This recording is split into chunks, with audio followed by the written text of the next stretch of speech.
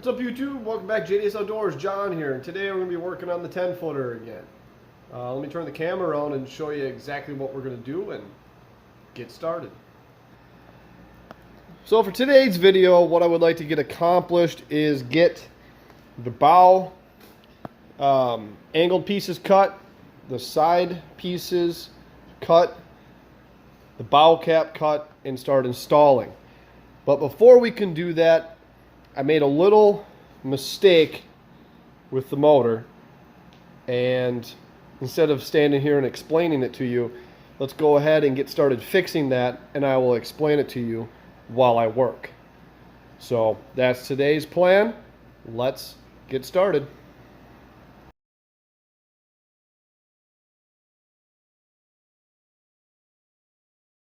The other day after I got the motor mounted, I wanted to double check and make sure that the measurement from the transom to the front of the drive shaft intake was the same, because that portion of the drive shaft intake right there looks a little bit longer than what it did on the ski.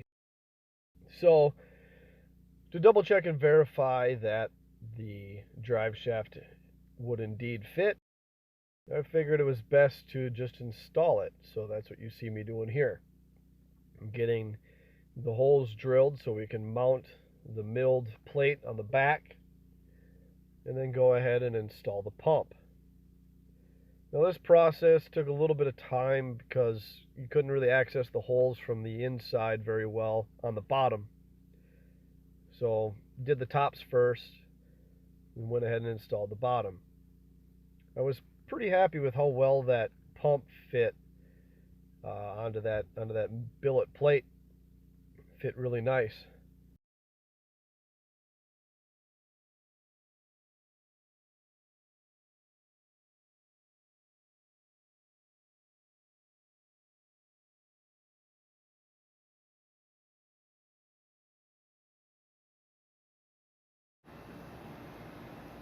So as you can see, we got the pump bolted on, and my suspicion was a little bit right. So what we got to do to make sure that this motor is in the proper position is we're going to cut this back a little bit, because this here dimension from this to the transom is longer than it was on the ski. So let's cut that back, see if we can't get this drive shaft in all the way, and test fit the motor. So here we go.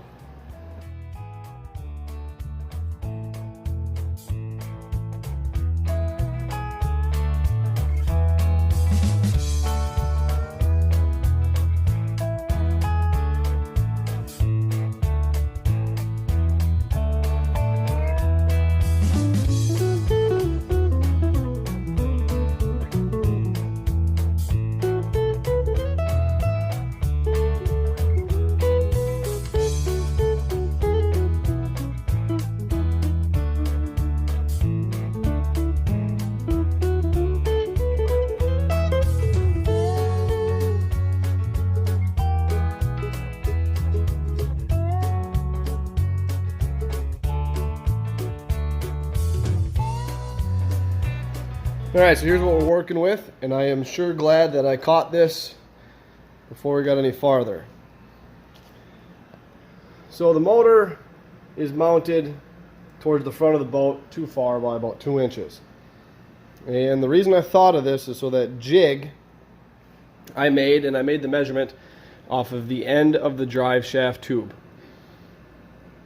which works good and all as long as this distance from here to the transom is the same distance between both intakes, and it wasn't, so I thought to check and make sure. So I set this up just like this to verify that indeed I was off a little bit on the motor mount locations, and it's true, it is. So we're still going to use that jig because it saved a ton of time, but we're going to reset it, taking the jet ski measurements from right there to the transom, and transfer that number over to the jig and reposition the motor mounts. But I just wanted to see if it would work or not. I didn't think it would, but Never hurts to look. So let's go ahead and get this pulled out and reposition these motor mounts. Then we can get onto the front and the sides.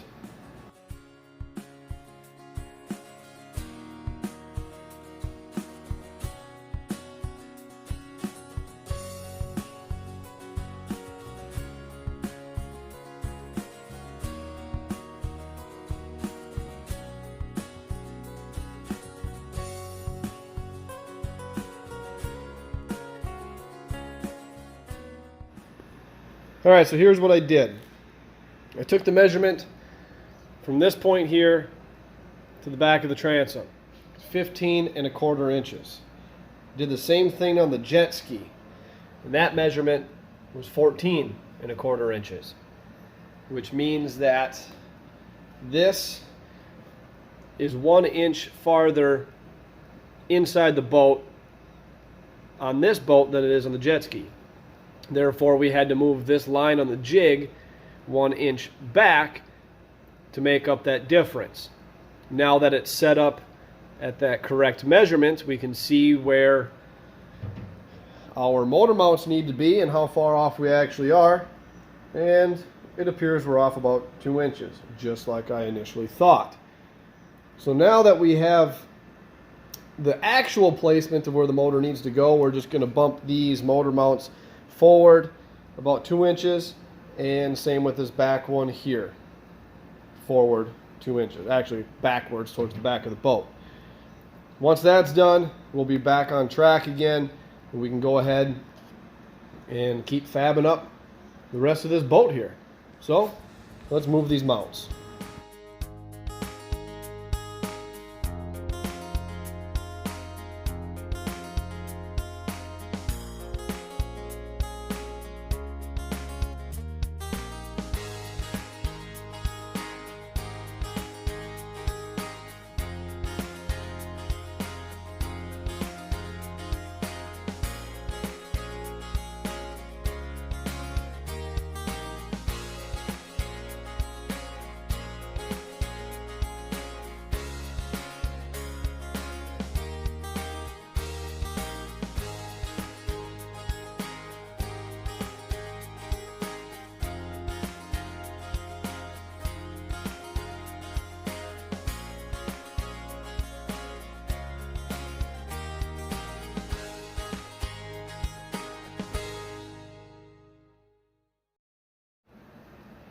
All right, so now the motor mounts are officially in the right spot with the use of the jig again. Perfect. Well, time to move on. Start making this thing look actually like a boat. So here we go.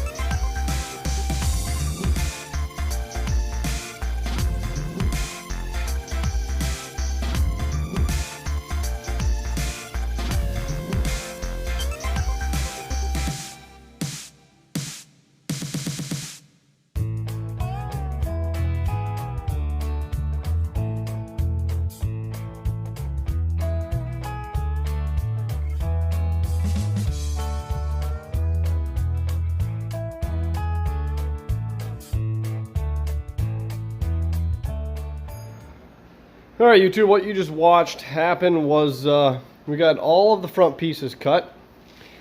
I extended the stringers so that way this section, or the top of the stringers, makes a nice flat level surface to mount a floor to. And it goes all the way up to where your typical impact zone will be. So that whole area is going to be nice and strong. Then you saw me cut the firewall and the lower firewall pieces. I got notches in the bottom of those for water so it can flow through. And obviously we got the engine mounts and whatnot done as well.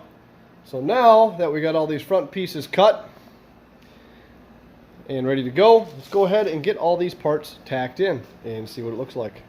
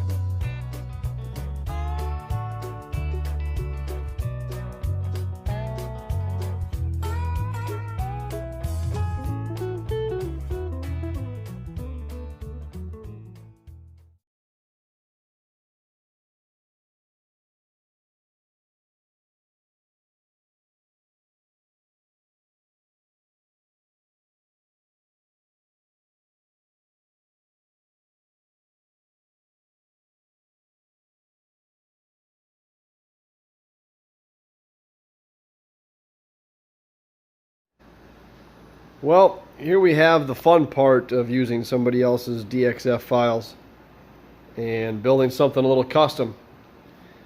As you can see, that bow plate is just a little different, but it'll still work. We just got to cut it down and then tack it in place. However, we can't tack this in place until we get the front inside up there fully welded from the inside, because it is a pain to do when it's out. Or, I mean, pain to do when it's in. It's way better to do when it's out. And then also, the DXF file for this little chunk right here was off as well. No biggie. We will get it handled. Here's a piece. As you can see, it's just a little too much air space in there, so we got to cut a new one. But yeah, she is pretty much tacked together. All we got left to do is tack these little pieces in once we get them cut. However, my air compressor is down, so gotta wait till the new part comes in. My regulator is giving me problems, so we'll get that handled. New part is on order, so we can use the table to cut the rest of the pieces. But that about does it for the tacking together portion of this boat, and then also fixing the motor mounts. So you can see how it looks, or how it's gonna look. Giving you an idea. We should have enough structural support that we can get this thing fully welded here in the next video. And then after she's fully welded and we got the bow cap cut and put back on in the right place, we can start making the dashboard right here and the windshield. So make sure you stay tuned to see that. Windshield probably won't be in the next vid, but it's coming up soon. So you guys know what to do. Appreciate the support and the following so far. That's going to wrap it up for this video. As always, thank you for watching JDS Outdoors. I look forward to seeing you on the next one.